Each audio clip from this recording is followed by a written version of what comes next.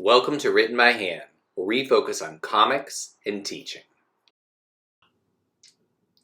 For the third mini lesson, I honestly don't have that much to say about it.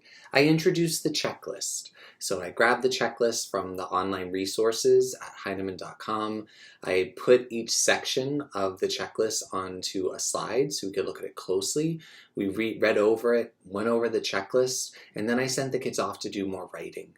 I used the slides similar to what I used last time, except this time I added an additional star that gave kids the option of starting a new story in addition to revising or drafting.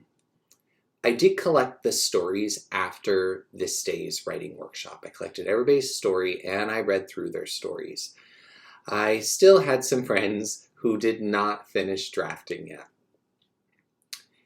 I was still at this point really trying to figure out, is it that there was confusion? My other question was, is it distraction? Or is it that there's something keeping them from doing this work? Is there some roadblock that I'm not seeing that is keeping them from taking on this work? After I collected kids' stories, I did see that kids had revision strips taped to the side of their drafting booklets, that they had taken whole new pages and they had rewritten them. Unfortunately, some of my friends rewrote the exact same thing that they had the first time.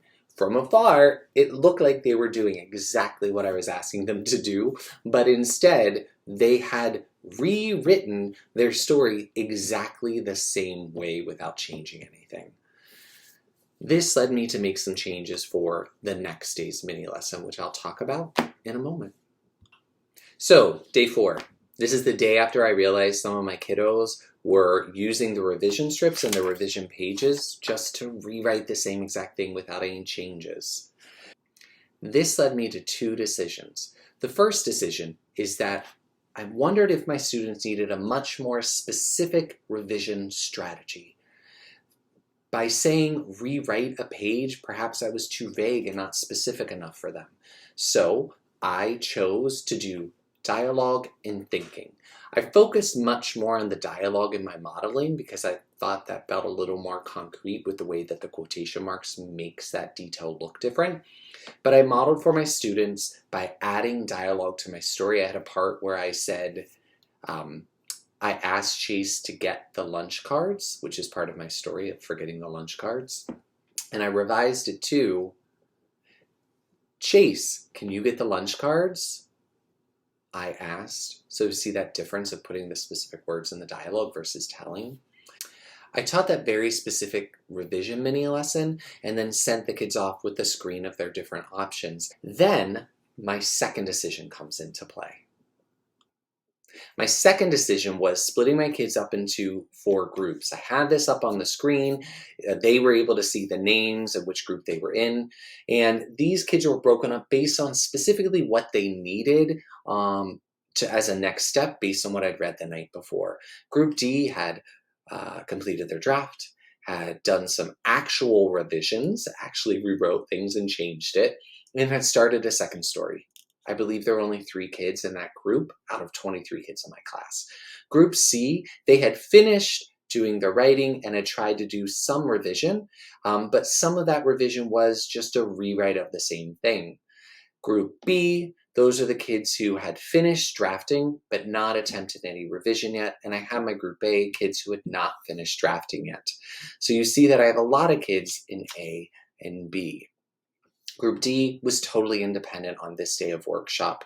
Group C, I clarified for them exactly what revision was. Group B, I pulled them together and coached them as they tried adding dialogue to their story. Group A, I brought them all together, gave them a goal of the number of lines they were going to write, and then they went off and I pulled them back together later. After these 4 mini lessons, I collected the writing again. And I looked over it and I saw some things that made me really, really happy of kids doing more than what I had taught, kids doing exactly what I had taught, kids approximating or practicing what I taught and maybe not being as successful as they could be. And then I saw some kids that were not trying what I taught them. I expect all of these things to happen. And that's going to inform us as I move forward.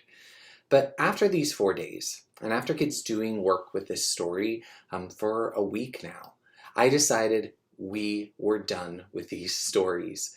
You'll notice that we didn't do any editing with them. It's okay to not move through the entire writing process with every piece. One of the benefits of the Up the Ladder writing units of study is kids get multiple at-bats. So I didn't want to belabor this piece too much. That's why I gave the option of kids being able to just go write another story if they weren't sure what else to do. So the next video that you'll see is we're going to shift. We're going to shift into a new story with a slightly different focus. I hope me narrating this first cycle through the writing process has been helpful to you. If you have any questions, feel free to email me at writtenbyhand.consulting@gmail.com. I'll put a link in the video down below. And maybe you'll give me some ideas for future videos. And I will let you know where we're heading next in Writing Workshop.